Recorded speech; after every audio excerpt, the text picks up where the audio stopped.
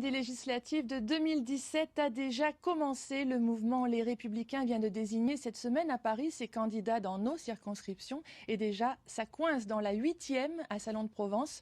Une candidate, Sandrine Dalbin, a été désignée par la commission d'investiture, mais deux maires contestent ce choix et s'apprêtent à faire campagne contre elle. Jérémy Essas, Xavier Schuffenecker. Ils protestent, ils le font savoir. Claude Philippi, Renaud Lurudelier ne veulent pas de Sandra Dalbin, la candidate choisie par leur mouvement. Ils dénoncent une candidature suicidaire, un arrangement entre amis. Les militants des Républicains, qui sont nombreux parmi nos amis, ont été mis devant le fait accompli. Et on leur a annoncé hier soir, dans la précipitation, qu'on avait investi Madame Dalbin Saloum de Marseille, élue à Marseille, sur un territoire dont elle est totalement déconnectée, que personne ne connaît. Je pense que les électeurs sont las de ces arrangements entre amis, décidés à Paris, à 700 km, 800 km du terrain.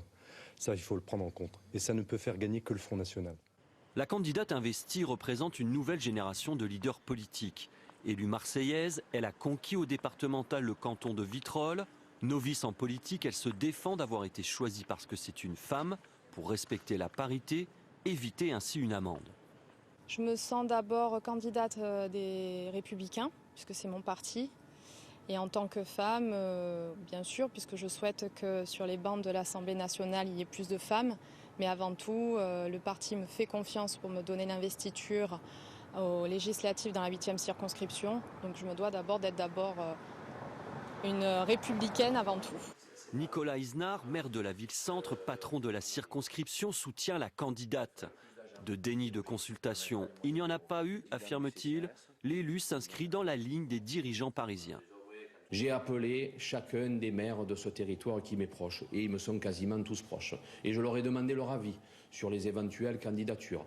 Voilà. Et beaucoup, à une exception près, il a eu le courage de le dire, beaucoup et tous m'ont dit qu'ils étaient favorables à la candidature de Sandra Dalbin, qu'ils y trouvaient de la qualité, de la jeunesse, du dynamisme et beaucoup de pertinence.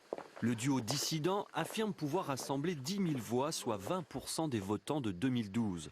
Un socialiste l'avait emporté à l'époque contre l'UMP. 300 voix séparaient les deux candidats.